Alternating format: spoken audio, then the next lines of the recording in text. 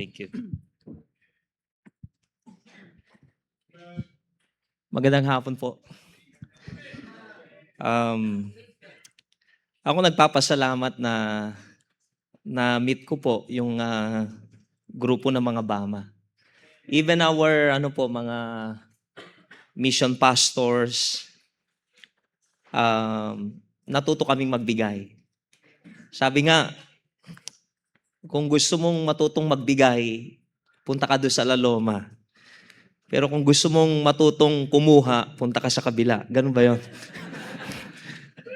Well, gusto ko lang pong sabihin na salamat po sa World Mission Conference.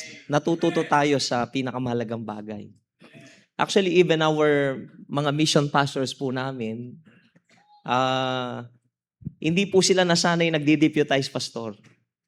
Kasi natuto rin sila sa pastor nila na nung simulan ko po yung gawain, without any promise of support, sabi ko magsimula tayo. So sila po, parang pakiramdam nila if magdi-deputize sila ay parang nakakahiya. Pero natuto silang magbigay. At nakaka-bless nga. One time, halos isang missionary ko po ay lahat ng kanyang support ay binibigay niya lang halos sa mission, At praise the Lord for that, At sa oras po na ito, I would like to encourage, lahat ng pastors at lahat ng workers na nagdi-desire po na magpastor, na lagi isipin natin bilang tinawag ng Panginoon kung ano yung may bibigay natin. Hindi yung kung ano yung makukuha natin. I still remember, konting testimony lang po. So, nag-start ako sa isang dying church. 6 na pastor na po yung nag-give up doon. So, ang balita, yung lugar po ay talagang matigas daw ang puso ng mga tao po sa lugar namin. Alam niyo po, merong isang tao na nagsusupport, naglakas ng loob na mag-support sa akin.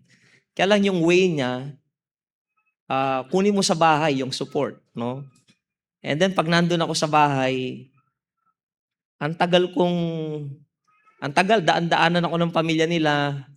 Ang tagal bago niya iabot yung So parang feeling ko, parang nanliliit ako sa sarili ko, po.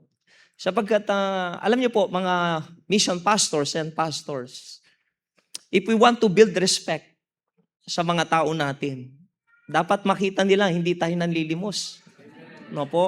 We have to build our credibility. Kasi yan po ang turo namin sa mga pinupuntahan naming mga simbahan. Papaano ang mga miyembro natin maniniwala sa Diyos na pinaglilingkuran natin kung mukha tayong kawawa at nangihingi. Amen? Just preach the word at alam ko po ang Diyos ang siyang gagawa. At tunay po na ang Diyos talaga ay mabuti. Kaya minsan, lagi ko sinasabi, our painful experience of yesterday is our sweetest message today. Katulad po ni Pastor Curato, yung kanyang pinagdaanan, ngayon po ay nagiging blessing. And so, wag kayong magalit sa Diyos sa mga pinagdadaanan ninyo. Sapagkat one day, kung ano man ang pinagdadaanan nyo ngayon, pag napagtagumpay nyo yan po ang magiging testimony nyo para maging effective kayo pagdating ng araw. So, thank you so much, Pastor, again, sa privilege po. Totoo lang po, nung tumawag si Pastor, kayo na lang po. Sobrang nabibless po ko. And in fact, pag po tumayo yung mga pastor dito, to be honest lang po sa akin sarili na parang naliliit kami. Pero salamat, Pastor, sa privilege. So, sana may lakas pa tayo, po. Tayo po lahat ay tumayo at buksan natin ang ating Biblia sa Acts chapter 1 verse 8. So ako lang bang naiba sa natin? Pero later on, we're going to connect this passage of scripture sa ating pong pinaka-team. Madalas ko pong naririnig ito sa marami pong mga pastor and missionaries. But they just focus on No po, pag missionaries, they focus on yung uttermost part of the earth. Pero meron po akong gustong kunin dito, yung first phrase, pinakamahalaga. Ang sabi po ng Bible, "But ye shall receive power after that the Holy Ghost is come upon you. And ye shall be witnesses unto me both in Jerusalem and in all Judea and in Samaria and unto the uttermost part of the earth." Tayo po'y manalangin. Dakilang Diyos na makapangyarihan sa lahat, Lord, thank you so much sa mga blessing ng inyong mga salita. Tunay, Lord, if our hearts is right, Panginoong Diyos, sa mga mensaheng na pakinggan po namin, ang dami pong correction sa buhay namin. Ang dami pong mga rebuke. Pero alam namin ito yung tama, makakabuti po sa amin. Kaya, Lord, continue to give us a teachable heart. Kasi alam ko, Lord, if we are teachable, there is still hope for us. Kaya tulungan niyo po kami and give me grace. You know my limitation and my physical condition. Lord, I just cling on your grace. Tulungan mo po ako, Panginoong Diyos. Just allow me to be your mouthpiece. And Lord, don't allow me, Lord, to lift any percent of glory, Lord, na manggagaling sa akin, Panginoong Diyos. I just want to lift up your name. I just want to glorify you, Lord. And thank you for allowing me, Lord, to become part of this mission conference. Salamat po. Ang lahat ng ito ay aming dalangin sa makapangyarihang pangalan ng aming Panginoon Kristo. Amen. Makakaupo na po tayo. It is my heart's desire that each and every one of us will be encouraged. Whether you are pastor, worker, Bible students, or even members in the church, sana po tayo po ay mahamon, Alam niyo po, mga kapatid, the main focus of our ministry should be mission. Alam naman po natin yan, The main focus of our ministry should be mission. Though, huli po sa amin, we thought when you gather people and you are having fellowship, at meron kayong mga sports fest at ito, sabi ko, this is ministry. Ito yung ministry. Yun po ang pagkakaalam ko, Pero as we mature, mga kapatid, in the ministry, we thank the Lord as we read the Bible over and over, and na-involve tayo sa mga missions. We realize that the main focus of our ministry should be mission. Amen po? Mission. Now, if your church is biblical, it focuses on mission. Amen po? Now, the church is commanded to carry on the Great Commission. But I believe with all my heart, mga kapatid, yung gawin ang bagay na ito is not that easy. Amen po? Hindi po ganun kadali. Alam nating lahat na di madali sa ministry. Amen po. Marami pong pastor, kung sasabihin yung pastor, madali sa ministry, mga kapatid. Pwede mo bang ituro sa amin? Ano yan? But I believe marami pong mga pastor, especially mga nagsisimula, mga kapatid, hindi po madali sa ministry. Now I understand why God said, if any man will come after me, let him deny himself and take up his cross daily and follow me. Because we're not going to, survive our ministry without self-denial. Amen po? Self-denial. Kung lagi nating titignan kung ano yung para sa atin, ano yung nararamdaman natin, hindi po natin magagawa. And I believe, mga kapatid, last night, lahat tayo ay nakaka-relate sa sinabi ni Pastor Curato. Amen? Many times, we feel discouraged in the ministry. Nararamdaman po natin, especially if you are serious in the ministry. Amen? Kung ang Diyos ang paglilingkuran mo talaga, mga kapatid. Well, kung iba ang business natin sa ministry, maybe, kaya tayo nagpapastor because we want something from, sa mga tao nating pinapangunahan. Pero mga kapatid, pag maglilingkod tayo talaga, sang-ayon sa salita ng Diyos, most of the time we feel discouraged. Gaya ng sabi po ng lingkod ng Diyos, naglilingkod tayong may sigasig, nakikita ng mga tao, but we are burnt out inside. Nararamdaman natin yon sa ating pong mga buhay. Amen po? Alam natin mga kapatid, and the only thing that keeps us going is the connection we have in Christ. Amen po ba? The only thing, and I believe, kaya nga sabi ko, for the love of Christ constrained us. Kung hindi rin ang pag-ibig sa Panginoong Diyos, hindi tayo makakatagal sa ministry. Amen? Alam ko, kahit nahihirapan tayo, we do not quit because we love the Lord. Amen po. Alam niyo po, mga kapatid, konting testimony lang, ang dami ko pong kaibigan. Noon pa, nung nagsisimula ako sa ministry, ang dami kong kaibigan na nakita ko silang nagsimula sa gawain ng Panginoong Diyos, and from time to time, binibisita ko po sila sa kanilang mga gawain, and year after year, they are facing the same struggle in the ministry. Yung bang binisita mo sila ngayon, mga kapatid, nakikita mo yung hirap, ramdam mo yung struggle ng ministry, and then after a year, bibisita ka uli, makikita mo yung struggle in the ministry, mga kapatid. Pero alam niyo po, kahit wala silang nakikitang growth, alam ko marami sa ating ganyan. Wala tayong nakikitang growth sa ministry, but they still continue because they love the Lord. They love the Lord. It was never God's intention, listen up, for our ministry to become barren and stagnant. In fact, God commanded us to bear fruits. Amen? Pero this is the problem, mga kapatid, lagi niyong, don't get me wrong. Because I want to, ituro sa oras sa inyo na ito, na minsan merong isang turo sa Bible that we oftentimes na di-disregard, na o-overlook po natin. Ano po? Alam niyo po, mga kapatid, naniniwala ko at nakita ko po, sometimes it's easy for us to judge the ministry. If the ministry is not growing, nakikita natin, hirap siya. Siguro ang pastor na yan, walang ginagawa. Siguro ang pastor na yan, masamang pastor. Kaya ganyan yung ministry niya, hindi lumalago. Pero mga kapatid, because of the exposure that I experience, I realize, mga kapatid, hindi lahat ng gawaing hindi lumalago, ang mga pastor ay hindi nagmamahal sa Diyos. In fact, mga kapatid, I used to become judgmental, pastor. And because of this, I realize, mga kapatid, maraming mga tao, they love the Lord. They love the Lord. But they just struggling in the ministry. They have the struggle, mga kapatid.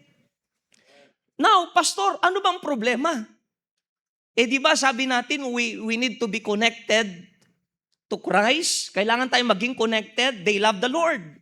But always remember this, in the same text that we read, mga kapatid, we have read, mga kapatid, doon sa ating pong team, mga kapatid, di ba sa 7, sabi niya, if you abide in me and my words abide in you, you shall ask what you will and it shall be done unto you.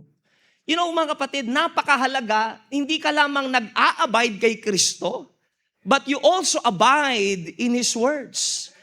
In His words, mga kapatid. So, what is the problem, pastor? There are many, pastor, mahal ko naman ang Panginoon. I really love the Lord. And this is the reason why hindi ako nagkukwit sa ministry kahit nag-struggle ang ministry. Kahit mahirap, hindi ako nagkukwit. At kahit ganito ang ministry hanggang sa dulo, magpapatuloy ako. Merong mga taong ganito, mga kapatid. May mali pa sa kanilang mga buhay. Mga kapatid, sa oras pong ito, allow me to encourage every member, every worker, every Bible student, every pastor, mga kapatid, na makita natin, maybe, mga kapatid, we have to realize that we are missing one important thing in the ministry. We are missing one important thing.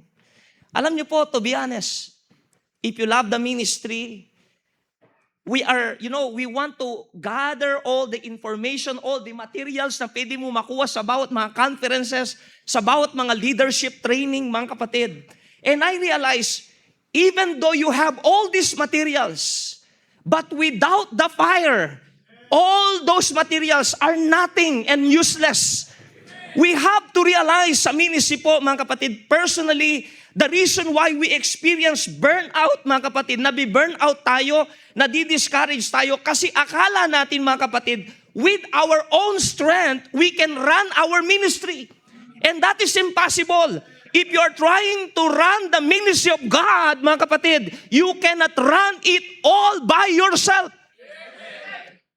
You have to realize something in your life. And what is that, mga kapatid? Mga kapatid, one important thing in the ministry that we need to recognize, and that is the power of the Holy Spirit. The power of the Holy Spirit. You know, there are people who are so naive about the empowering of the Holy Spirit. Pag naging masaya lang siya sa kanyang napakinggan, in-empower ako. Ganun po ba yun? God sent the Holy Spirit in our lives, mga kapatid, for a big purpose. In fact, in John chapter 16, verse 7 and 13, the Bible says, "Nevertheless, I tell you the truth. It is expedient for you that I go away. For if I go not away, the Comforter will not come unto you. But if I depart, I will send him unto you." Verse 13, "Howbeit, when he, the Spirit of truth, is come, he will guide you into all the truth. For he shall not speak of himself, but whatsoever he shall hear, that shall he speak, and he shall show you things to come." May purpose po ang banal na Espiritu, no po? How many conferences we attended? But everything we have learned from those conferences, sabi mo, ay hindi naman pala gagana. Narinig ko, i-apply ko sa simbahan ko, wala naman palang nangyayari. Not because they are not useful. Of course, they are useful, mga kapatid. So what's the problem? As I said, mga kapatid, the problem is we do not have the person that gives the fire. Ano po? Yung persona na nagbibigay ng apoy. Gaya nga ng sabi ko, kahit mag-gather tayo ng maraming panggatong, alam niyo po yon? Kahit gaano pa karami yan. Pero kung wala kang apoy na ipansisindihan, it is useless.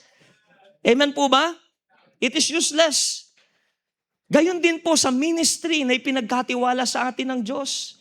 Kahit anong gawin natin sa ministry to make the Great Commission possible, mga kapatid, hindi natin magagawa without the power of the Holy Spirit. Amen? Eka nga po, according to Pastor Nable, the task is humanly impossible. Alam mo bakit ka napapagod? Kasi akala mo kaya mo. Amen? Our ministry is never dependent on human ability. Yan ang kanyang sinasabi. And so mga kapatid, it's about time, no po, na tayo po ay magising sa oras na ito sa isang napakahalagang bagay na kailangan nating i-recognize sa ating buhay, mga kapatid. Yung kapangyarihan ng banal na Espiritu. And so I would like to entitle the message, "The Greatest Need of the Hour." The outpouring of the Holy Spirit. The outpouring of the Holy Spirit. Alam niyo po, mga kapatid, nung panahon ng mga disciples, yung pagpuspos ng banal na Espiritu is very popular. In fact, mga kapatid, meron pong meron pong counterfeit na ginagawa. Those hyper-dispensationalists na sobrang talino sa kanilang sarili, they said, mga kapatid, that the revival na nangyari ay once lang nangyari yan, sabi nila. Hindi na mauulit-uli ang revival na nangyari nung sila ay napuspos. But if you're going to read the book of Acts several times, na ang kapuspusan ng banal na Espiritu ay naranasan po ng mga tao doon. Amen po? You know, mga kapatid, nung panahon na yon, panahon ng mga disciples, it is popular, and in the early church. But in our time, we don't even know what is meant by filling of the Holy Spirit. You know, mga kapatid, allow me to share this testimony because there are people here na mamaya ay tatawagin ko po kung totoo na nangyari ang mga bagay na ito. Alam niyo po, mga minamahal kong kapatid, this message is impressed by a pastor in Bukidnon last time na nagkaroon kami ng leadership training. Habang nagsasalita po siya, mga kapatid, I was reminded of what God has done in our ministry nung way back 2009 and 2010, 2011. Ito pong pastor na ito, mga kapatid, nung i-preach niya ito, hinahanap namin siya kasi yung pinaka-senior pastor, isa po siya sa main speaker sa gabi. Sabi ko, nasa si pastor? Pastor, di daw siya kakain nung lunch. And then from 2 hours, nagpipray po tong pastor na ito. At nung dumating siya, imagine nyo po, nagpipreach siya ng Bisaya. Bisaya, marami pong ano rito. Nagpipreach siya ng Bisaya. You know, we cannot help ourselves, pastor. We cannot help ourselves kundi umiyak na langin. We really sense the working of the Holy Spirit that time. At hindi namin kinakausap ang bawat isa, what a message. Pero mga kapatid, pag alis namin, sabi ko, Lord, forgive me. Patawarin mo ko sa aking pagkukulang. And then umuwi ako, mga kapatid. I asked the church, may gagawin tayo. Kahit wala sa program, mga kapatid, Saturday, let us pray, manalangin tayo. And then, after that, after how many weeks, pati mga kasama ko, hindi pala makatulog.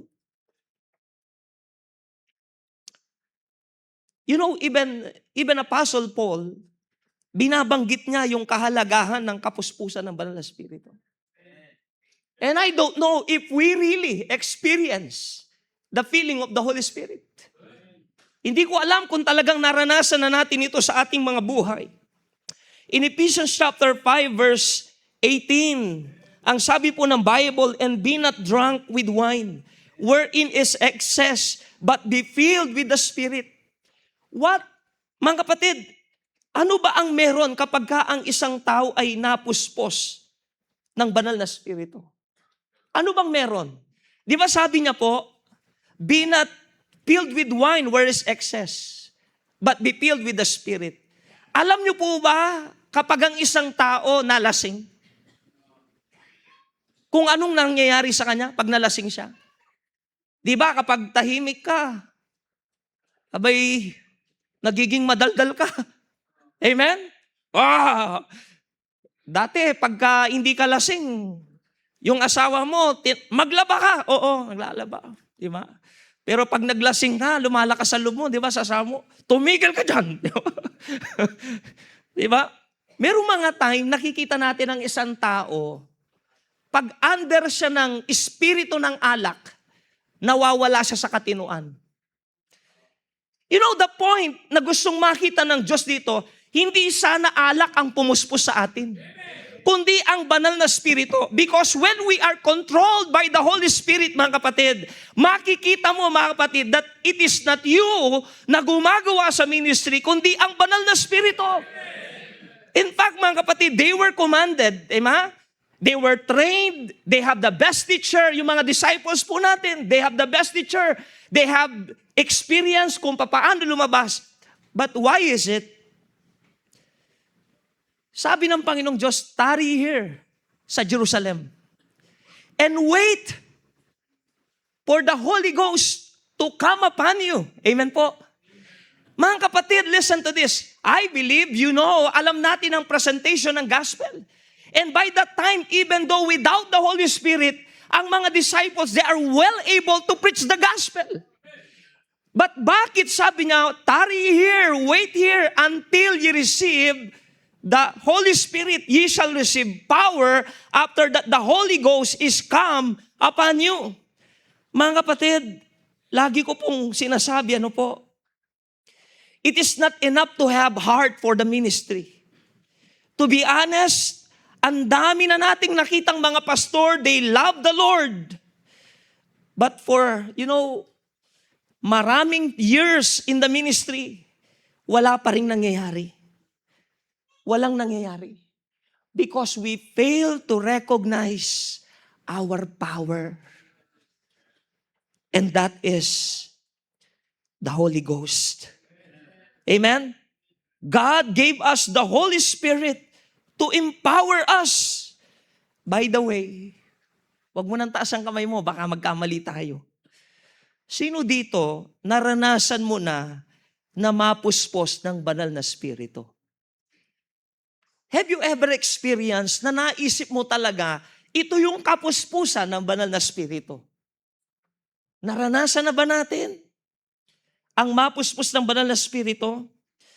Alam niyo po mga kapatid, habang sila'y napupuspos ng banal na spirito and they speak mga kapatid, as they speak, habang sila'y nagsasalita, they bear the power from the Holy Spirit.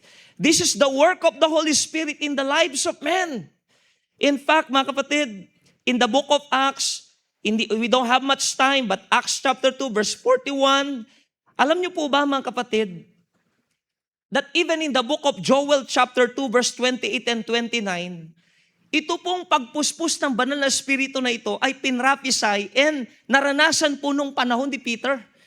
That is why even Apostle Peter, minimension niya po ito in Acts chapter 2. No po, kinote niya yung sinabi ni Joel. Ang sabi po ng Joel chapter 2, 28-29, and it shall come to pass afterward that I will pour out my spirit unto all flesh, and your sons and your daughters shall prophesy, your old men shall dream dreams, your young men shall see visions. And also upon the servants and upon the handmaids in those days I will pour out my spirit. And there are records after the disciples, mga kapatid, in Christian history about revivals. There are many revivals in those days. Pero ang patanong ngayon, pagka nagkaka-revival ba tayo? Totoo bang revival ngayon? Amen po? That doesn't mean maganda ang message. There is a revival. You know, yung revival will manifest in our lives. Paano tayo na-revive? Yung long-lasting effect ng salita ng Diyos na paulit-ulit nating naaalala na bumabago sa atin. And the problem nowadays, madali lang nating makalimutan. Tama sinabi ng speaker po natin kanina. Pasok mo dito, ilabas mo dito. No po. You know, mga kapatid, I appreciate all the labors and sacrifices of every pastor. No po. Yung yung church, no po, we want mission, yung mission to make this possible in reaching the lost, no, to the regions beyond. Ano yung mga programa natin? We have mission conference, mission emphasis, soul winning, discipleship program, faith promise giving. Alam natin lahat ang mga bagay na ito. Pero mga kapatid, ang tanong po, yung mga bagay na gusto nating i-apply ito, nakikita ba natin na sa ministry natin, pag in-apply natin, nangyayari kagad, nakikita natin yung sigla ng simbahan? Alam niyo mga kapatid, sa oras pong ito, allow me to remind you once again, sa buhay natin kahit ilang conferences pang atinan natin, kahit ilang mga salita pa ng Diyos ang makita po natin, if we ignore the importance of the Holy Spirit in our lives, sayang lang po lahat. Sayang lahat. Because our battle is not flesh and blood. Our battle, mga kapatid, is spiritual battle po yan. Amen po. Pilit mong nilalabanan ng spiritual battle sa pamamagitan ng laman at dugo, hindi po pwede. Hindi natin kaya yan, mga kapatid. Amen? And so, mga kapatid, sa oras pong ito, papaano natin maranasan ang kapuspusan ng banal na Espiritu? This is a question eh. Papaano natin maranasan? Mga kapatid, can I ask you, you answer this, no po, sa iyong sarili. For you, anong ibig sabihin ng prayer? One time, gumawa ng thesis ang aming isang estudyante. Because we saw the importance of prayer. And one of the professor, sabi niya, di ba sabi niya, prayer, simply, fellowship. Oh, fellowship. Why sometimes, during our prayer, we are struggling and we do not enjoy prayer? If prayer is simply fellowship, I hope that every time we pray, we enjoy prayer. Pero sabihin natin sa oras na ito, kahit mga pastor pa tayo, pastor's wives, workers tayo, aminin natin, may mga pagkakataong alam natin ang kahalagahan ng prayer, but hindi natin magawang manalangin.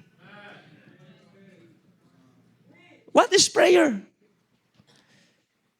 You know, as I started to study, yung prayer, I realized personally that I have a little knowledge about prayer.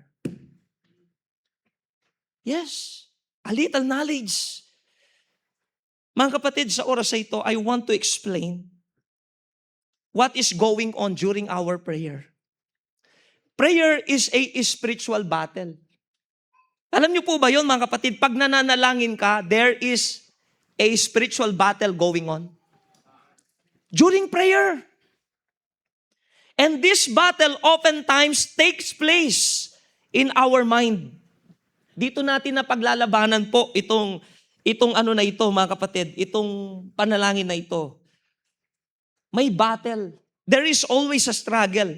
Amen po? Napansin niyo po ba, pag nananalangin kayo, there are many distractions. Tandaan niyo po ito ha, I experienced this. Pwede kang manalangin na tama ang mga sinasabi mong panalangin, pero ang tinatakbo ng isip mo ay ibang mga bagay. Amen po? Meron pong mga pagkakataon, mga kapatid, you have the strength, may lakas ka, at sinasabi mo sa sarili mo na, okay, mamaya magsiset ako ng prayer. Okay? Mamaya ako na isiset ang prayer ko. You have all the strength. Pero hindi mo may paliwanag, bakit nung nagpipray ka, nawawalan ka ng lakas? Inaantok ka. Kanina gising na gising pa lang ako. Because prayer is a battle. Prayer is a battle, mga kapatid. Alam niyo po, mga kapatid, maraming bagay tayong madidiscover kung mag-spend lang tayo ng lengthy time in prayer. Now, ilan sa atin dito have you experienced na nalangin ka at least 3 hours? Walang patid yan ha. 3 hours, hindi yung yung maya-maya, tuloy-tuloy mo, tas, pastor, tinotal ko, nasa 3 hours. Hindi po ganon.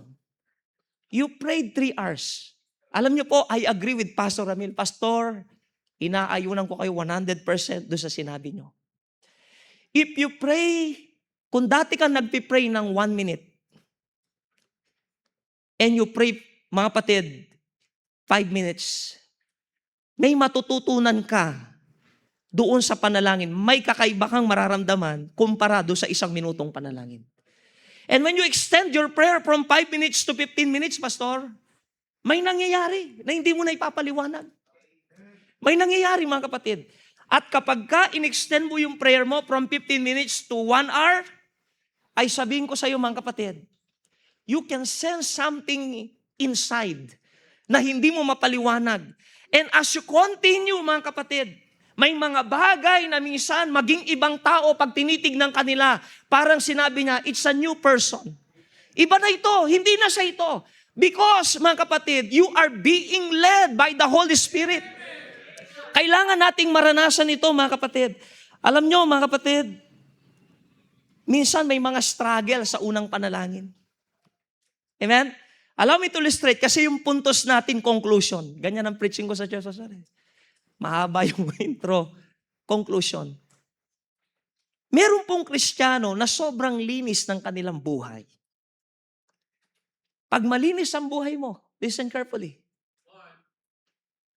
Pag malinis ang buhay ng tao, yun ang sinatawag natin, he is having fellowship with God every time he pray.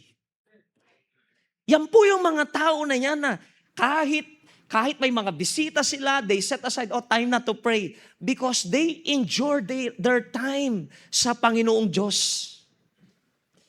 But listen, if you are struggling, something is wrong in your life. Kailangan mong maintindihan na may mali sa buhay mo. Why? Because, mga kapatid, hindi madali na marumi ang buhay natin and we are approaching the throne of His grace. Hindi po madali. Amen po? Hindi madali. So merong mga tao, I believe with all my heart, merong mga tao, they enjoy the fellowship with God. At ang mga taong ito, ramdam mo, they are very sensitive pagdating sa kasalanan. Pag mali, because ang kanilang buhay ay babad sa kabanalan ng Diyos. But listen, we have to admit also na may mga tao na nagpipray, pero they feel there is a distance. Nararamdaman nila ang Panginoong Diyos, natatanaw nila. Nakakapag-pray sila, mga kapatid, pero hindi kasing sarap ng taong nandito. Are you listening? Tignan niyo ang sarili niyo kung alin tayo dyan. Pero listen, merong mga tao, mga kapatid, dito na ang kalagayan nila sa Panginoon. And so, ito yung mga taong hindi makatagal sa prayer. Alam niyo bakit po? Kasi po, dahil malayo na sa Panginoon, yung flesh nag-take over sa kanilang mga buhay, mga kapatid. And every time they want to approach the throne of His grace, they have this struggle every time they pray. And so mas madali pang itigil mo ng panalangin mo because whenever you pray, mga kapatid, it discomforts sa iyong buhay. Kaya maraming mga tao ayaw nilang manalangin, nawawala ang panalangin, bagamat alam nilang tama na manalangin is because punong-puno ng dumi ang buhay po nila. They cannot sense, they cannot feel, mga kapatid, yung presensya ng Panginoong Diyos, but rather they feel God's judgment because of the work of the flesh. You see? And so, paano tayo babalik kung ganun? Listen up, I know some of you nakaka-relate kayo rito. But kailangan nating ma-meet yung qualification in order for us to experience the power of the Holy Spirit sa buhay natin. And so, papaano ka mag-win? Listen, pastor, workers, papaano ka mag-win at maranasan ang kapangyarihan ng Diyos kung nasa ganito kang kalagayan? Now listen, pare-parehas tayong nasa ministry. Alam nyo ito at nagkakaunawaan tayo. Kapag malayo ang buhay natin sa Panginoong Diyos, we do not have the boldness, the courage to win souls. Amen po? Kapag malayo tayo sa Panginoong Diyos, mga kapatid, pati pananampalataya nalalabo na. Amen po? But listen up. You know, God is gracious. God is gracious. Listen up. When you experience all the struggles, every time you pray, kung gusto mong makabalik dun, mga kapatid, kahit nararamdaman mo yung judgment, just keep on praying, Lord, tulungan mo ko. Gusto kong makabalik. Hindi ako aalis dito hanggat hindi ko nararamdaman, Lord, na binigyan mo ko ng lakas, na pinatawad mo ko, na nilinis mo ko. You see, you have to do that. Pero maraming Kristiyano, hindi na kaya yan. They rather quit. They rather stop. And so their lives is wandering labas sa kalooban ng Diyos. Mga kapatid, tama sinabi ni Pastor, you can run the ministry na hindi tama ang puso mo sa Panginoon. At nakakalungkot po, anong mensahe, anong spiritual blessing na may bibigay mo sa tao? Ano yung long-lasting impact ng mensahe natin kung ang mensaheng ipinipreach natin ay hindi na bunga ng kapangyarihan ng Banal na Espiritu at hindi na bunga ng panalangin?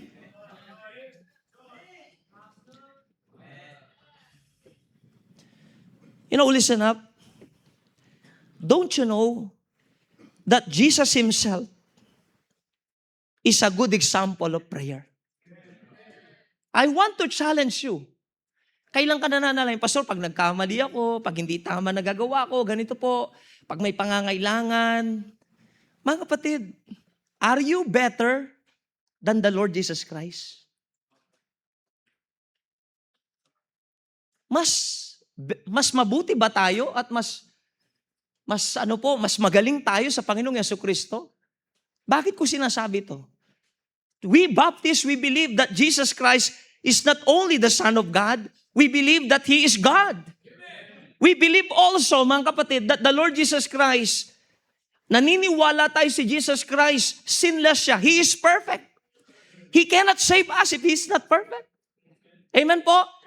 He's the Son of God. He's the Savior. Mga kapatid, He is God. And yet, paano nyo justify ito? Why the Lord Jesus Christ, despite that He has the favor from God, He is God. And yet, He spent lengthy time, hours in prayer.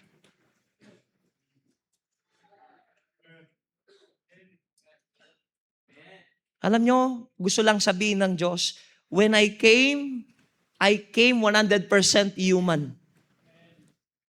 Pero nothing is impossible. God is the good example. Kaya nga, sabi niya, but thanks be unto God who giveth us the victory. Not only He give us the victory of salvation, but He give us a good example on how to become victorious. Amen po? Naniniwala pa ba kayo sa kapuspusan ng Banal na Espiritu? Now listen, isi-share ko po ito mga experiences namin. Sabi ko, buti na lang nandito sila.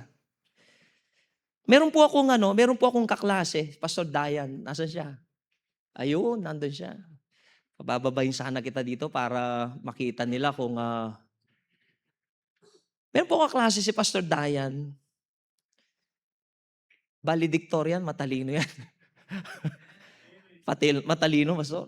Ako naman, siguro hindi man ako pinakahuli, pangalawa, pinakakulenat. Pero mga kapatid, nung nasa ministry na kami, yung unang taon niya sa ministry, in-invite niya ako, though I was assistant pastor nung panahon po na yon. Sa kanyang unang mission anniversary, in-invite niya ako sa kanyang church.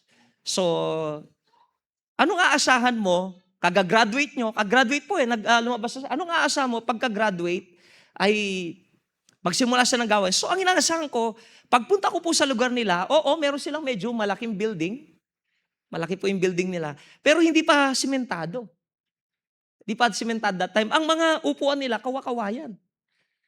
So, nung nakita ko yung mga upuan nila, sabi ko, ay, ganito rito, kawawa naman. Sabi ko, yung mga upuan nila, hindi pa pantay-pantay ang pagkakatayo.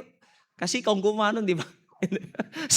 so, hindi pa pantay-pantay pagkakatayo. So, ang aking expectation is, siguro meron siyang 15 members na darating pastor, ilang taon darating. Pero alam niyo po, I was so amazed. Alam niya ito, testimony ito. I was so amazed. Nakita ko yung mga tao tumatawid sa bukid. Alam niyo yun, yung pilapil ba yun? Or yung mga, magan po, tumatawid yung mga. Sabi ko, saan papunta yung mga tao yan? Ang dami po eh. Sabi niya, papunta dito yan. Hindi nga. So, naghintay ako mga kapatid. Pero alam niyo ba, habang dumarating ang mga tao, habang ako po'y nakaupo, mangha ako, bakit napakaraming tao na idala niya ng ganon sa maiksing panahon. I was really blessed by that time. Pero hindi ko pa alam kung anong ginagawa niya. So pagkatapos po nun, sabi niya, kinuwento niya, Pastor, sabi niya, naniniwala ka ba sa kapuspusan ng Banal na Espiritu? First time kong narinig sa kanya. Naniniwala ka, sabi ko, ano ba yun? So diniscuss niya. Pero siyempre, katulad natin marami, ay inisip natin, pag napuspos na blessed, that's it. So naniniwala ka ba, Pastor, na pagka nangaral ka and when you are filled with the Holy Spirit, walang taong makaresist at ganito. So, hindi ko masyadong pinansin. Pero mga kapatid, somehow, I observe yung sinabi niya. So, pumunta kami sa kanila. Pumunta kami sa bahay ng nanay niya. Pagdating ko sa bahay niya, alam niyo po nangyari? Pagkalayo-layo ng San Fernando, Pampanga, papunta ka ng Bolinao, hindi namin siya halos makausap. Anong ginagawa niya, Pastor?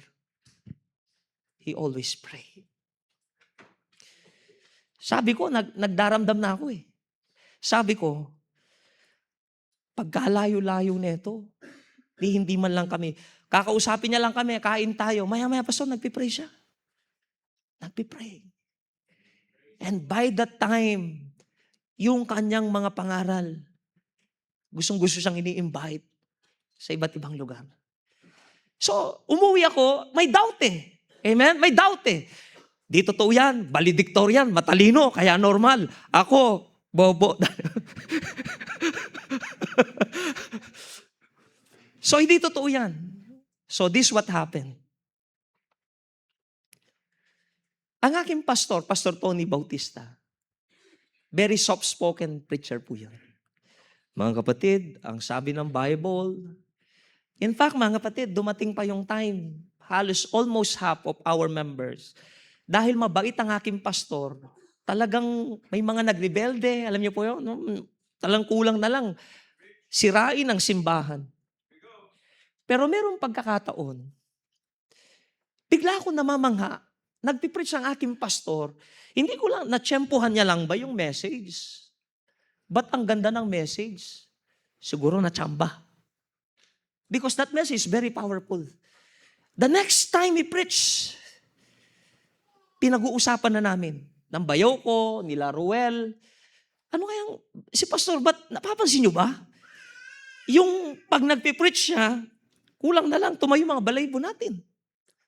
Alam nyo, sabi niya, and then later on, after 2 months siguro, he revealed, sabi niya, alam mo pastor, every Thursday, I used to fast, no water, walang pagkain, sabi niya ganon. Ang ginagawa ko ay mag-pray. Alam niyo mga kapatid, I started na makonvince. Makonvince ako, totoo talaga ito, totoo ito. So mga kapatid, ang akin pong ginawa, mga kapatid,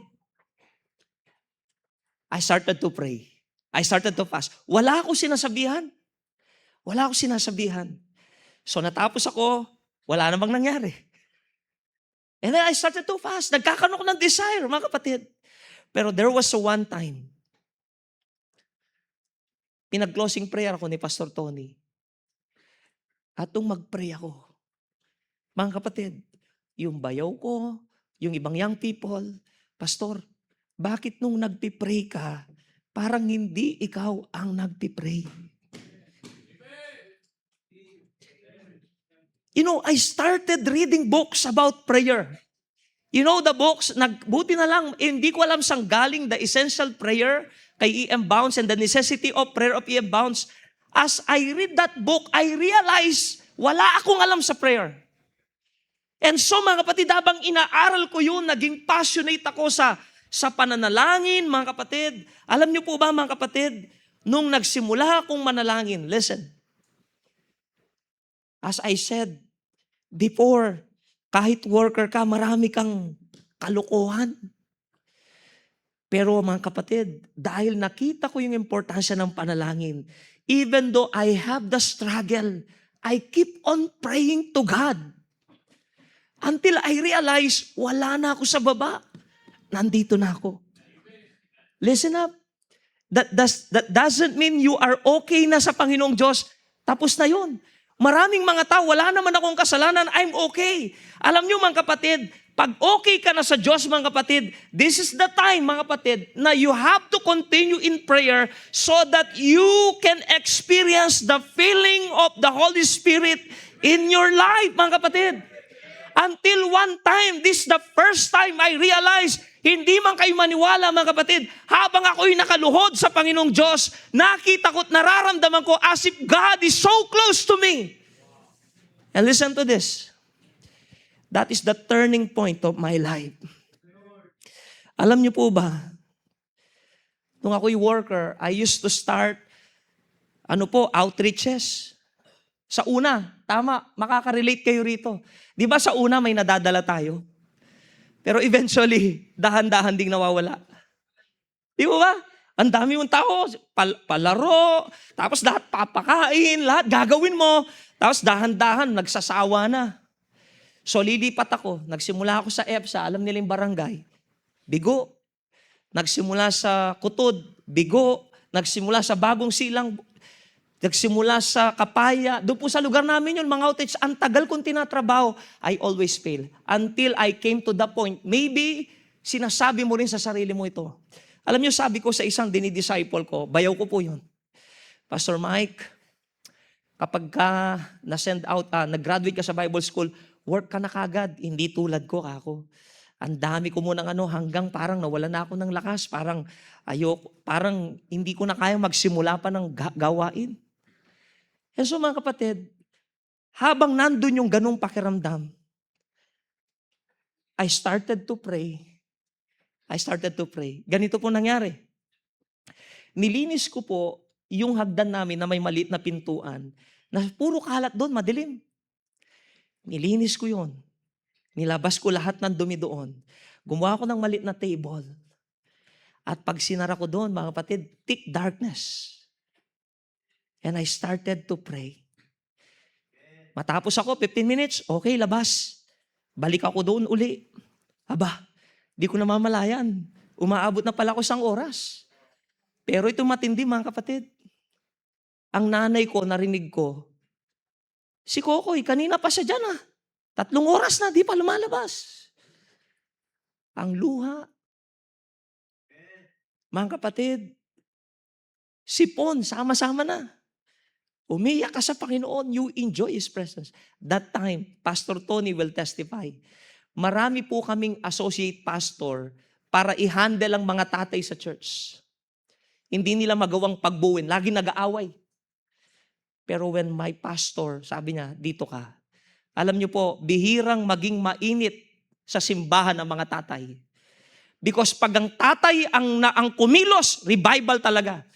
Alam niyo po, dinala ko doon, mga kapatid, ang mga tatay na walang pakialam, nagtutulog-tulugan, pag nagtuturo Sunday school, ni-revive lahat ng Panginoong Diyos, natutong mag-soul winning, mag-Bible study, mahalin ang gawain ng Panginoong Diyos. Hindi ko pa napapansin yun. Akala ko lang nagkakataon.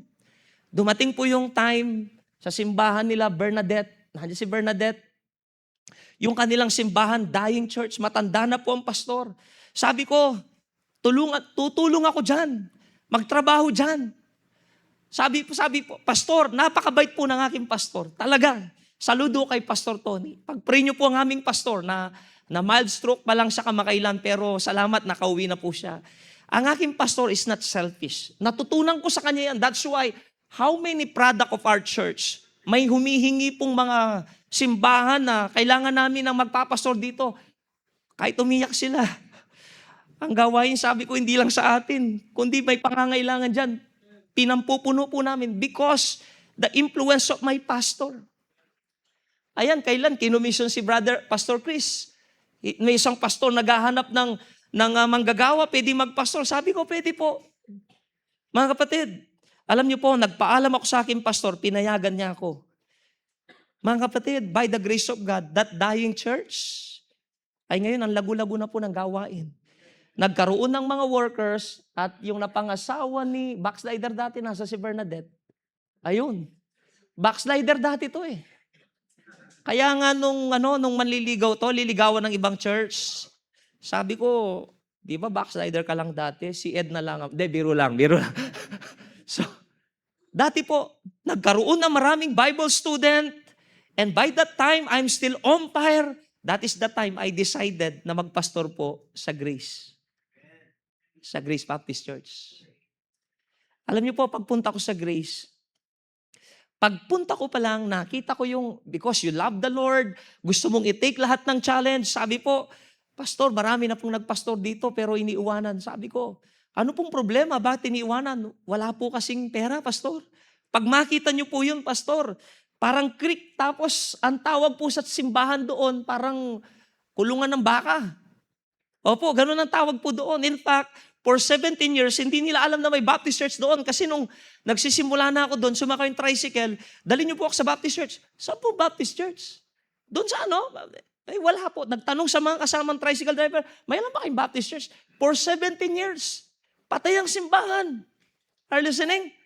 So mga kapatid, pagkatapos po, pagdating namin doon, God is working. Anong unang ginawa? I believe in revival. Ito pong mga pastor na ito, they have learned to love prayers. Ang mga estudyante, bago sila makauwi sa bahay nila, they spend prayer, mga kapatid, sa church. Pag nanalangin kami, one after another, look at the patience ng church. one after another. Imagine nyo, sa dami nag-a-attend ng mga pagnanalangin ng isa, madaling araw na kami matapos, pastor. Nakatayo yan, nakaluhod yan. But they really love prayer. And because of that, yung Del Carmen, nakaranas po ng revival. People are wondering, anong nangyari? Bakit ang daming lumalabas sa daan at nagsusol? Sabi niya, yung mga Katolik, sabi po nila, kailangan tayong gumawa ng aksyon kasi po talagang binabawalan nila yung ibang sekta doon. Gusto Katolik lang. Sabi, kung hindi tayo gagawa ng paraan, uubusin tayo ng Baptist. Yes.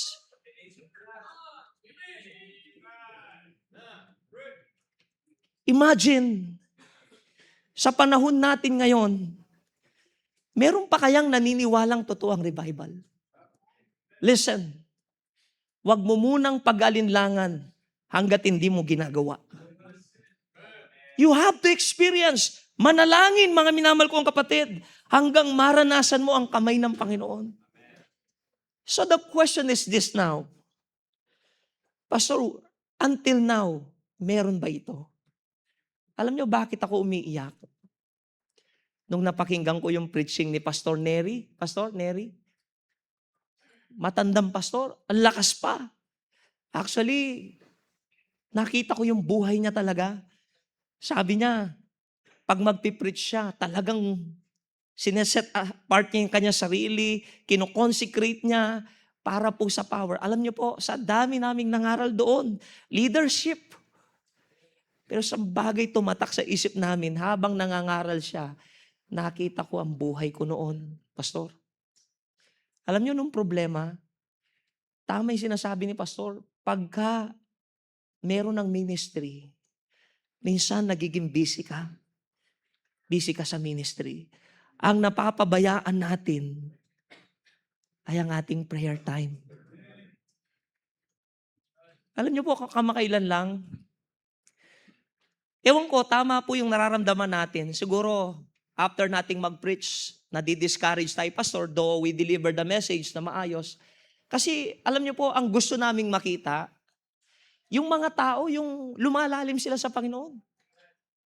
Lagi po, it is my heartaches. Hindi ako nagpastor para sa pera o ano pa mang bagay. Nagpastor tayo kasi gusto nating dalhin ang mga taong ito maayos sa Panginoon. Amen po ba? But what is our heartaches? Yung preach na tayong preach, pero yung mga buhay nila, hindi nagbabago. Preach na tayo ng preach, pero yung buhay nila lumalala. Are you listening? Palala ng palala ang kanilang mga buhay. Alam nyo, this is our heartache. Sometimes napapagod din. Lord, ano pong dahilan? Pero mga kapatid, ang dami nating tinatanong sa Diyos. Pero yung isang bagay na pinagkaloob niya sa atin, nasiset aside natin. And that is the power of the Holy Spirit. Now, Pastor, we are in mission conference. Anong relasyon ito sa mission conference? Now, listen up. Pansinin niyo po, when Peter experienced the filling of the Holy Spirit, can I ask you a question? Nagkataon lang ba na magaganda ang puso ng 3,000 na tumanggap nung araw na yun? Kung bakit naligtas yung 3,000? Or because it is the work of the Holy Spirit. You see, we expose ourselves every day soul winning.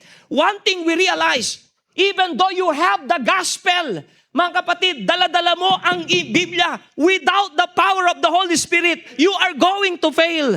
Merong mga panahon na sometimes kinakausap ng tao as if there is something na nagbablock. Bakit hindi niya maintindihan ang iyong tinuturo? Because so many times, lumalabas tayo, we carry on our ministry, but we are powerless. After that, the next revival, 5,000 souls got saved. Nagkataon lamang ba yun? The Bible says, whenever 3,000 souls got saved, pag naligtas yung 5,000 souls na ligtas, laging sinasabi, and Peter was filled with the Holy Ghost.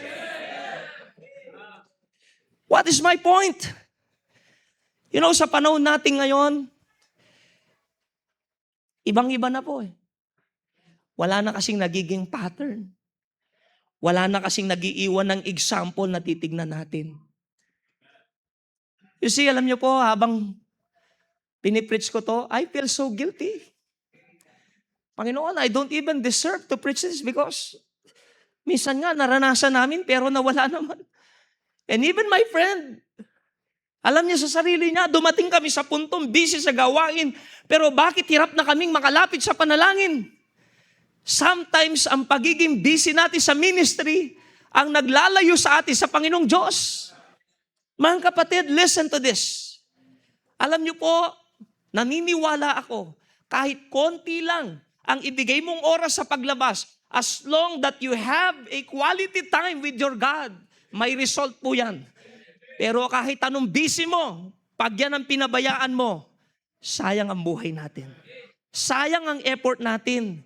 And so you have to, you know what is the feeling?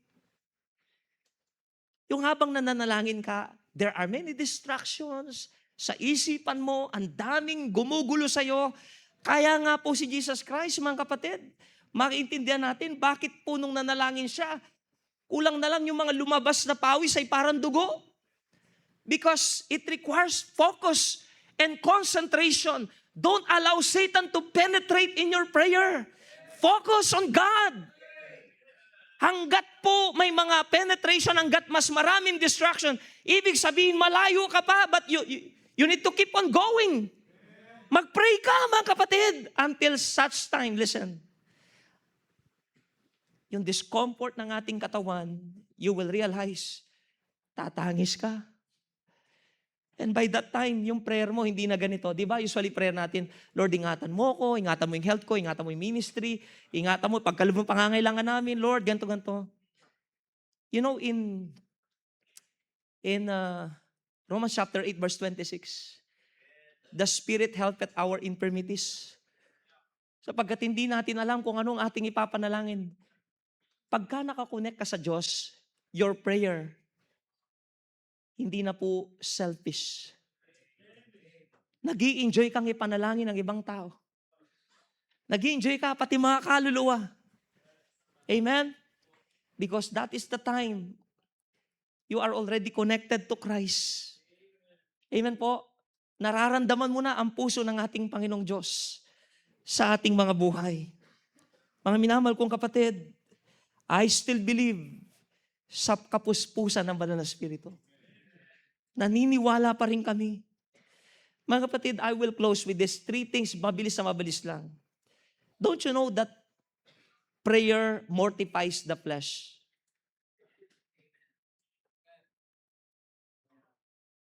Kapag nagpipray tayo, sinusupil niya yung lakas ng laman. Pastor, listen to this. I know, hindi tayo exempted sa pagkakasala. And maybe some of you habang pinag-aaralan yung immorality, yung ganito, yung pagbagsak, maybe some of you, you know, alam mo sa sarili mo na, Pastor, kahinaan ko yan, ako yan. Hindi lang alam ng mga tao na meron akong problema sa ganyan. Listen to this. Pwede tayong malaglag sa ganyan because of the strength of the flesh. Tandaan niyo po, ang laman lagi nating kalaban.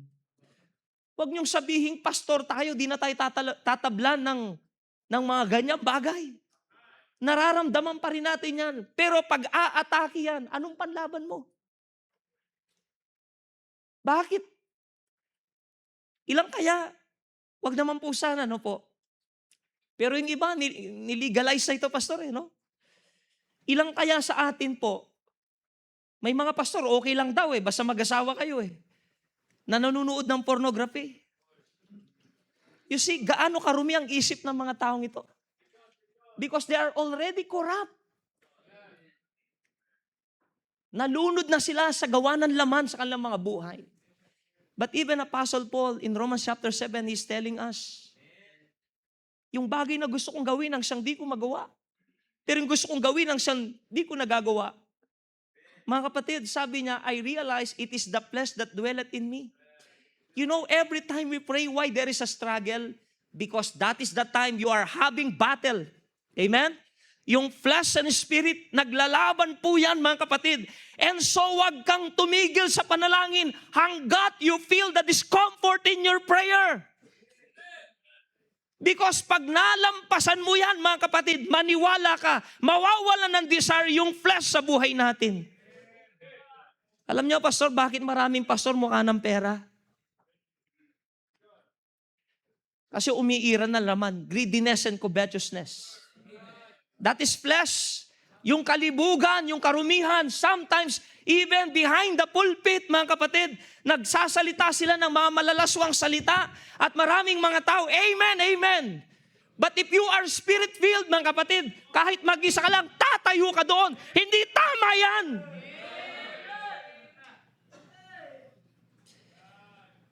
Prayer mortifies the flesh. Romans 8:13 and 14, for if ye live after the flesh, ye shall die. But if ye through the Spirit do mortify the deeds of the body, ye shall live. Amen po? They are contrary to one the other, mga kapatid. Tignan natin to, Galatians. Mabilis na po. Galatians chapter 5, verse 16 to 17. Ang sabi po ng banal na kasulatan dito,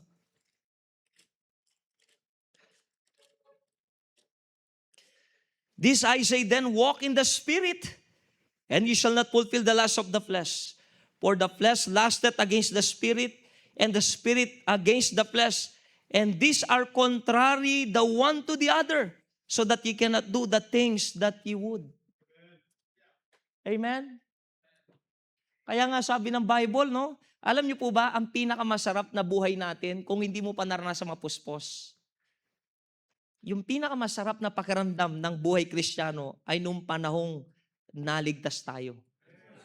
Because fresh yung pagpasok ng Holy Spirit. Amen? Kaya sabi ng Bible, mga kapatid, stand fast therefore in the liberty wherewith Christ hath made us free, and be not entangled again with the yoke of bondage. Nung tayo naligtas, ultimong malit na kasalanan, ayaw natin. Amen po? Be not entangled, masaya ka naglilingkod. Yung bisyo mo, kaya mong iwanan. Pero mga kapatid, pag nahuli ka uli, yun lang. Alam niyo po, ang grace nung araw, pati karton ng alak na may, pastor, pag grocery, di ba, ilalagay pundador, yung box. Ikaw naman, pastor, yung sensitive ka, dadali mo yan talagang, si pastor umiinom ng pundador. Pero alam mo, mga member namin, ultimong ganong box, ay ayaw po namin yan. They are very sensitive. During those days, year 2009 to 2011, alam niyo mga kapatid, hindi po ito pagyayabang. I believe with all my heart, wala na ngayon sa akin yun. But ang message ko is, I want to testify. I was reminded sa isang preaching ng isang matanda na dati nagagawa ko noon. Alam niyo po noon, kung bakit naging kaibigan ko po si Pastor Ricky Mabasa. Kasi nagtataka siya, saan man siya may speaking engagement, lagi kami nakakatandem because I used to preach. Mga kapatid, nung panahon na yon, every time I preach, kahit may mga trabaho, mga tao, naglilib pa ng trabaho just to hear the message. During those days, I thought, kaya kong dalhin yun, nangaral, mga kapatid, I thought, nangangaral pa rin, hindi naman nagbago yung way ng preaching, mga kapatid. But I realized, bakit wala ng result? Bakit hindi na ganon? Bakit yung respond ng mga tao, minsan pa nga, inaantok pa yung mga tao. I realized, mga kapatid, because that time, hindi ko na sinasabi, this is my fault. At kahit nakakaya, sabihin ko po, dati ang testimony ko, ang Panginoon, prayer, prayer, prayer. Pero kapag nakapag-penetrate ang laman, pumasok ng yabang, pastor. Nung ako, dati ang grace, wala yan. Pero nung dinala ko ng Panginoon, ang daming tumanggi dyan, biglang, ako. Pero alam niyo po, pinakita sa akin ng Diyos. Kasi ma-overwhelm ka, pastor Nagpipreach ka. Alam niyo, dumating yung time. As in, patay na patay ang preaching ko, kabaligtaran po. Kabaligtaran, wala nang kahit sumisigaw ka, parang tinkling simbal ka sa tao. Yung parang hindi nila ma-enjoy yung preaching mo. Bakit nababawasan ng mga tao? Mga kapatid, nadaya ako ng pride, ng ganung bagay. Until I started to recognize once again, just like Nebuchadnezzar, Panginoon, patawarin mo ako sa kayabangan ko. Just give me chance, Lord. Just give me chance. At hindi na po mangyayari by your grace. Kaya maraming pastor, alam niyo po pastor, maganda yung pasimula nila, pero humawak ng konting pera at lahat, nagbabago po sila. But I need to keep my heart sa Panginoon, mga kapatid. Pastor Sila, kwento ko sa kanya. Nung pumunta po kami sa Antique, hindi namin alam, napansin niya pala kami. Observant pala eh. Alam ko, sabi niya, nagpapaiwang po kami lagi ni Madam para yung mga pastor, makapag-abot man lang kami ng kahit magkano. No po. Iniisip ko, tapos nakita ko po yung ni pastor, wala silang screen. Pastor Balina, sabi ko po, mag-commit po ako, dalawang yung tig 55 na po, namin. Mga kapatid, itong mga time na ito, pumunta sa bahay namin, siguro nag-expect, in-invite ko si Pastor Sila. Sila mag-asawa nag-observe. Ala, yung bahay nila, Pastor, parang bodega. Yung banyo, ganyan. Lahat, ang dami nila napapansin, mga kapatid. Because I want to keep my heart, God bless us honestly. Mga panahon po na yun, talagang pinagpala kami ng Panginoon. Pero ayaw ko nang bumagsak uli. Lord, ang tao kaya bumabagsak siya kasi umaangat siya. Hindi ka naman babagsak kung hindi ka umaangat eh. Alam niyo po, always remember this. The only way to go up is to go down. And the only way to go down is to go up. Hindi ko kilala itong mga kaibigan. In-invite lang ako mag-preach dito. Napunta ako nung panahon na yon. Nirecommend ni Pastor Nat mag-preach. Until now, Pastor, I feel overwhelmed na magkaroon ko mga kaibigan kagaya po ninyo. Yes.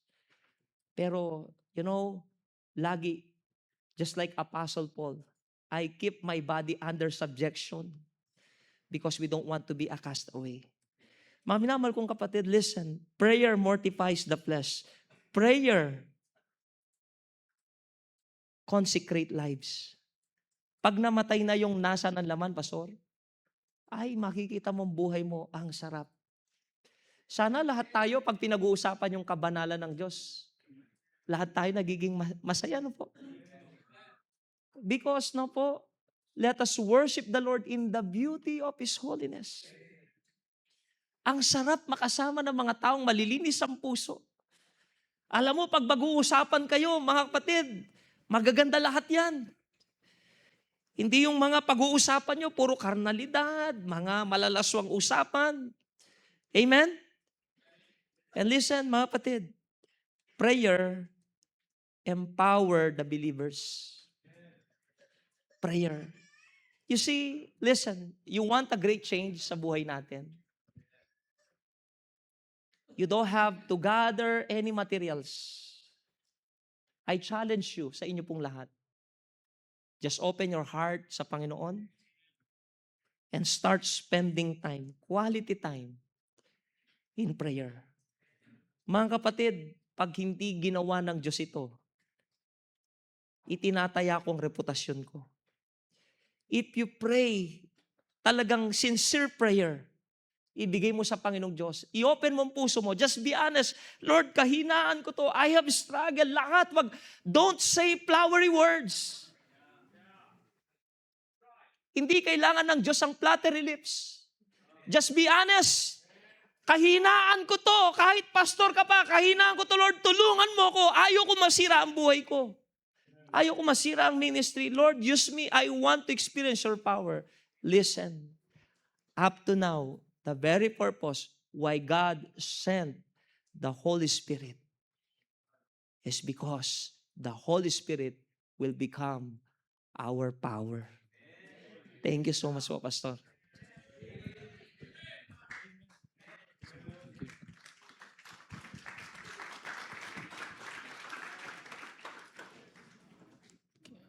So, nakaka-relate ba tayo sa, tingnan niyo lang po ito, no?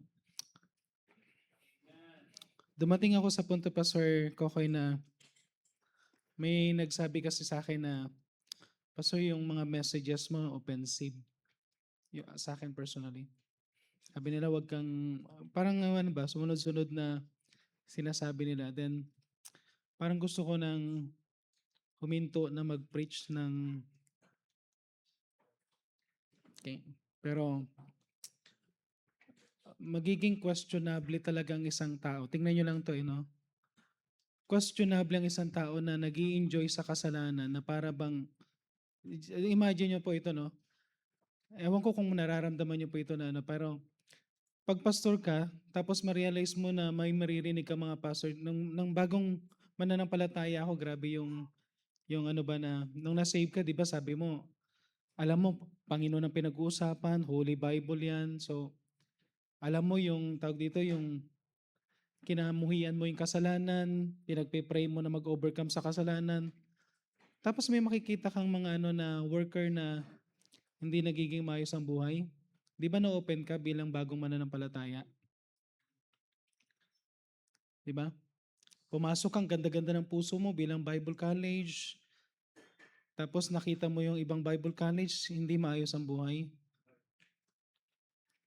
Ang worst, nung pastor ako sa Alcala, wala pa akong ano eh.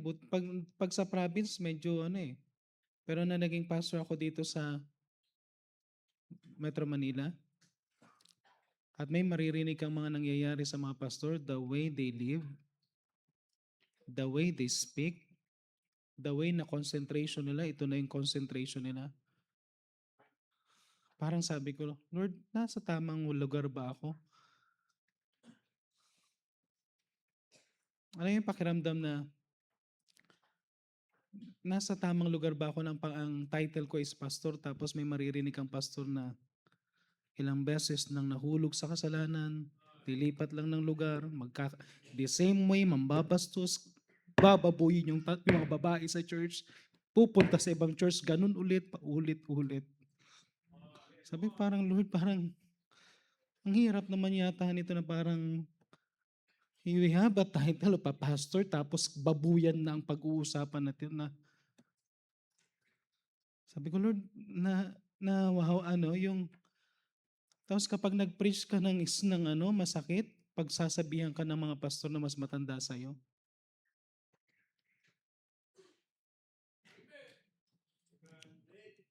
Meron akong words na narinig na word na sinabi sa isang pastor na bata, pag ikaw nahulog ka rin sa tulay, hindi ka naman sasamahan. Anong ibig niyo sabihin? Lahat mahuhulog sa tulay? Yun ang expectation? Hindi ba dapat ang expectation natin bilang pastor, lahat tayo mapuspos ng banal na espiritu?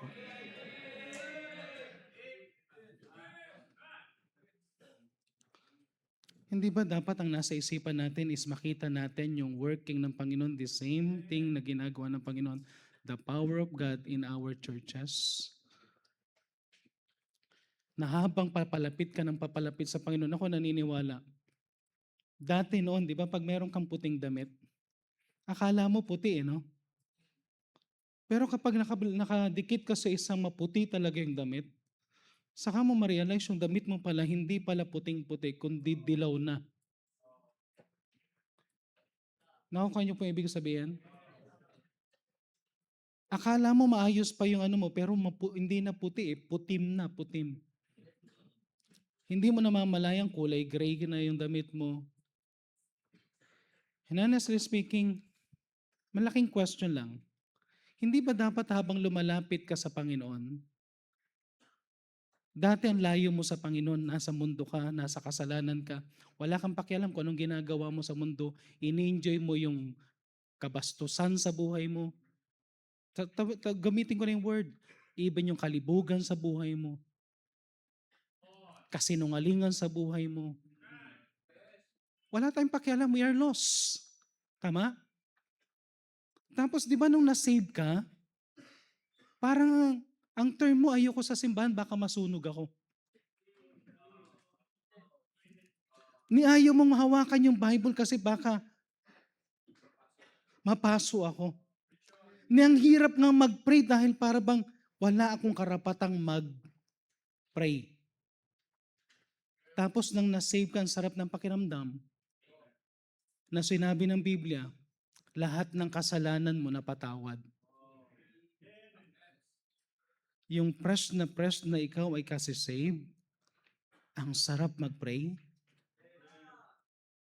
Lahat parang positive na tinitingnan mo yung mga tao. Positive yan. Tapos, here comes na, habang tumatagal ka na, masaklap dati, takot na takot kang hawakan ng Bible kasi nakakapasok. Ito ang verse. Nung sanay ka na sa Bible, binababoy mo na yung buhay mo, hindi ka na napapaso sa Bible. Pero yung isang nasa isipan ko, isipin mo dati ang dumi-dumi mo. Ang dumi-dumi mo. Nung inabot ka ng Panginoon, kahit papaano sabi ko, Lord, kahit na yan lang ang gagawin ko, wala akong ibang gagawin. Di ba parang hindi ka worthy? And the more na lumalapit ka sa Panginoon, tendency, di ba nakikita mo yung holiness of God? At once na nakikita mo yung holiness of God, anong nararamdaman mo? Dati akala mo okay ka na, but the more na pupunta ka sa Panginoon, sasabihin mo, Lord, hindi pa ako okay. Marumi ako. The more na lalapit ka sa Panginoon, Lord, marumi ako. The more na lalapit ka sa Panginoon, Lord, marumi ako. Hindi ka natatapos na nakikita mo yung karumihan. Why?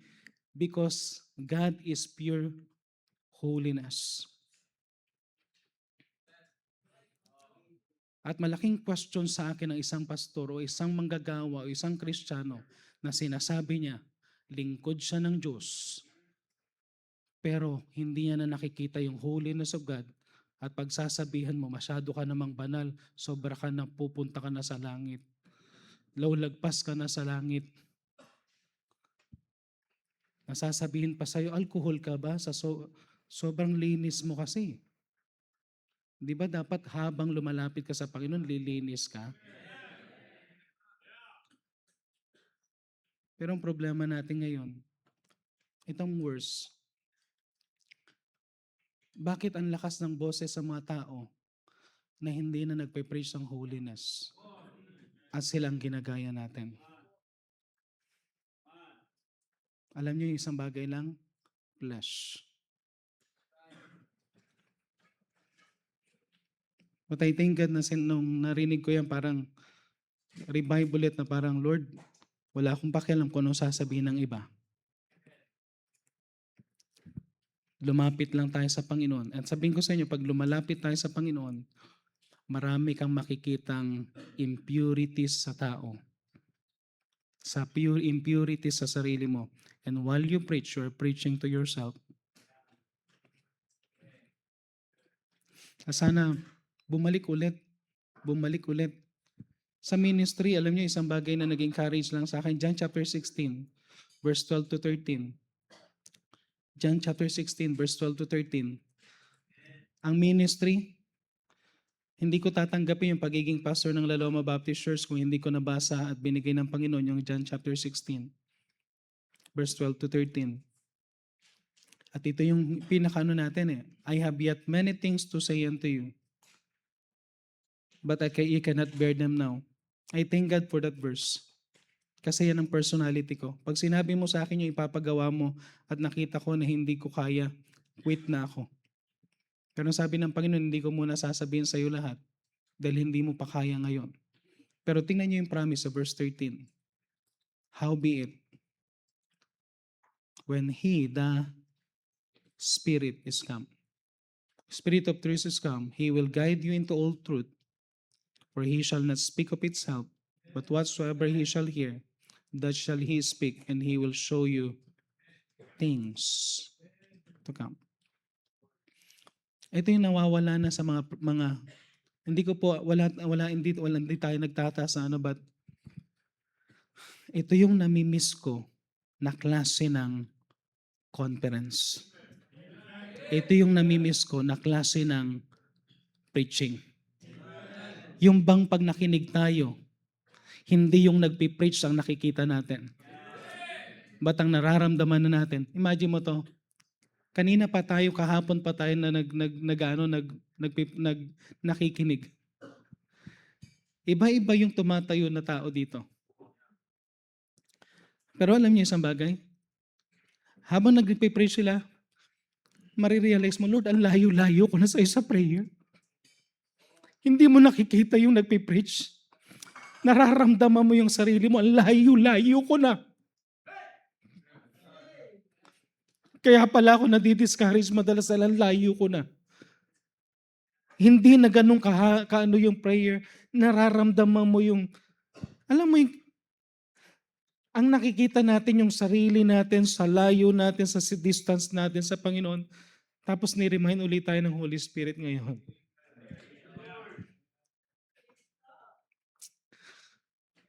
Sana sa lahat na maririnig natin kapag may nagtipe-preach talaga, ang tinataas ang Panginoon, hindi yung puro ako.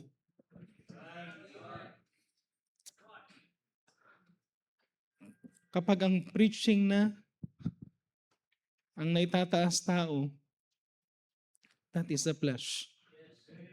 But I pray na sana i-desire natin to.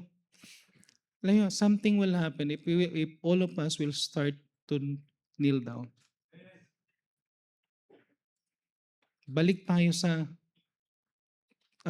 prayer life. Pwede bang pag-pray natin ngayon, hindi ko na sasabihin na hindi na tayo siguro maghanap na lang tayo ng, habang tumutugtog ang pianist, hindi ko alam kung paano but maghanap tayo ng way, maghanap tayo ng place to kneel down. And make sure to kneel down. Kausapin mo ang Panginoon.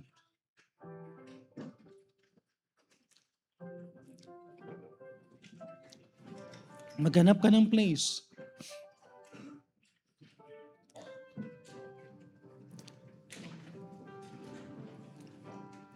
Maghanap tayo ng place na pwede tayong lumuhod.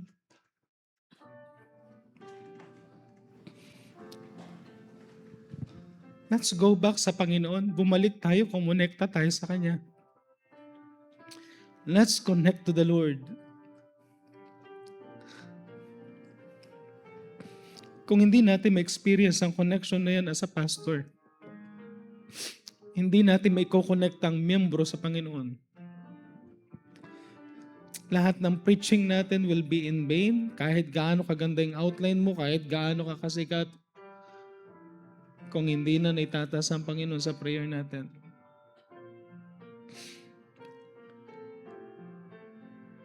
Alam mo kapag ka ang flesh ang dumagana, alam natin kapag Panginoon ang kumikilos. Because the more na lumalapit ka sa Panginoon, the more na may makikita ka. Let's just pray. Spend time. Do not limit yourself sa prayer. Just spend time.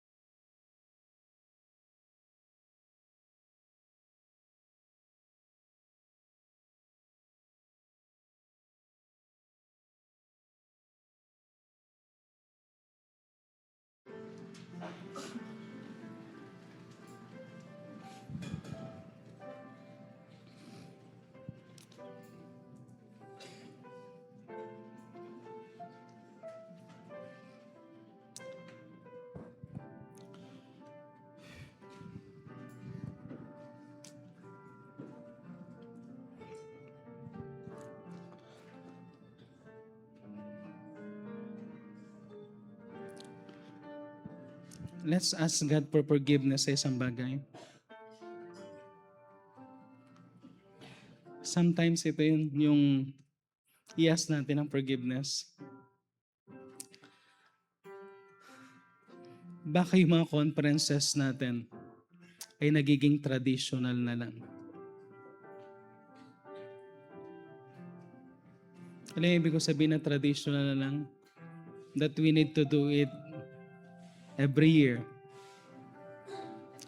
We need to survive every year. We need to impress people every year. But nothing changed. Nothing changed. Alam ko ang masasabi natin na there is a victory in conferences.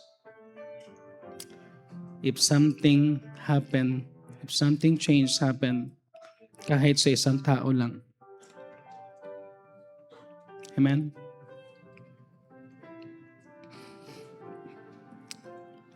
I thank God meron ako mga kaibigan na still learning. Dati ang bukang bibig namin, one of the most important conference is World Mission. Pinarealize sa akin ng Panginoon ngayong gabi. Meron kaming tama na ginagawa ngayon. Isang bagay, the most important conference is prayer conference. Because if you are not connected to the Lord, it will be impossible to be committed to the Great Commission.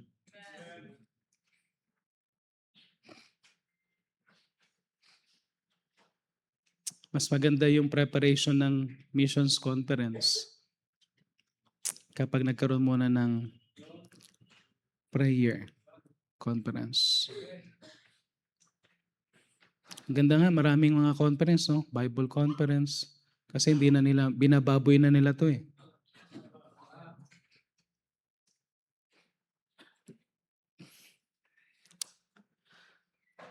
Sarap ng pakiramdam, ano?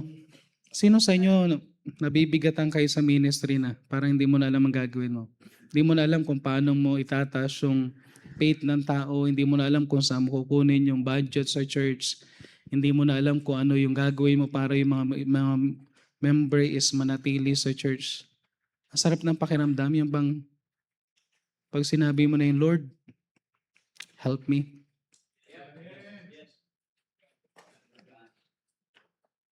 Pag nawakan ka na ng Panginoon,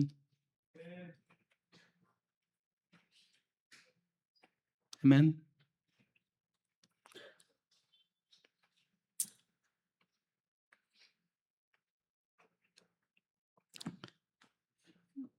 Inisip ko, sabi ko, kung hindi kayo umatin dito si Pastor Fernan, nangyari sa kanya to. Parang inisip ko, gusto kong sisihin yung conference dahil sa ano eh.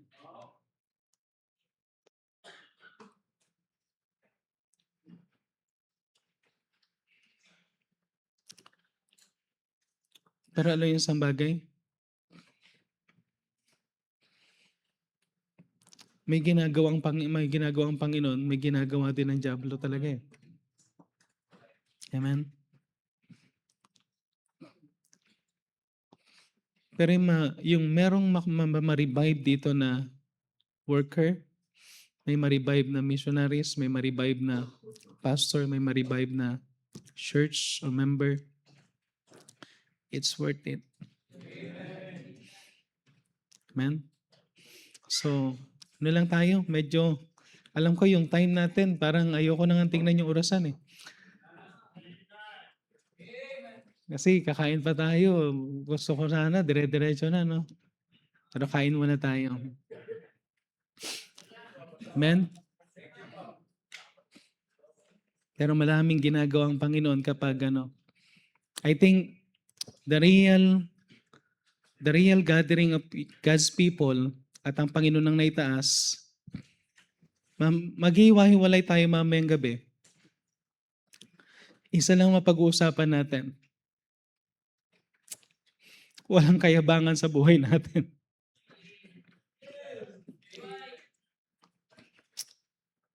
Wala tayong may pagmamayabang dahil lang nakita natin yung karumihan natin at kakulangan natin sa relationship sa Panginoon. Yung uuwi ka na break yung heart mo. Nasasabi mo sa kanya, Lord, this time, maaring dati committed ka pero wala yung connection mo. Ngayon mo marirealize na kaya palang bigat ng ministry kasi we are not connected. Amen? Siguro let's spend time more in connection sa Panginoon bago tayo mag-serve. Bago tayo mag-preach. Bago tayo makipag-usap sa tao. Bago tayo mag-witness, whatever things na gagawin natin. Spend time in connecting to the Lord. Amen? I-break tayo ng Panginoon. Sige, kakain muna tayo. Nag-iyakan tayo, kakain pa, no? Sige, let's pray. Pray tayo for the food.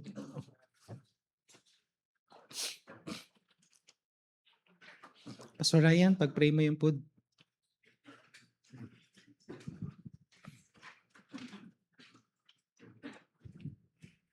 Okay, tayo po'y manalangin. Ama namin sa langit, babagin, pagpala sa lahat. Una po sa lahat, maraming salamat po sa preaching ni Pastor Kokoy na kung saan ay ibinalik kami sa isa sa mga pinaka-importanting source ng lakas naming mga Kristiyano. Salamat din po kahit na mayroong isang kasama namin ang umuwi na sa iyo. Alam ko na hindi ka nagkamali. Ginamit mo tong oras na to, pati yung preaching ni Pastor Kokoy, all in one, para ibalik din kami sa senses namin. Pagpalain mo rin yung aming pagsasaluhan na pagkain, maging kalakasan ito ng aming katawan at lahat ng mga nagkaroon ng bahagi ay pagpalain mo rin. In Jesus' name we pray. Amen.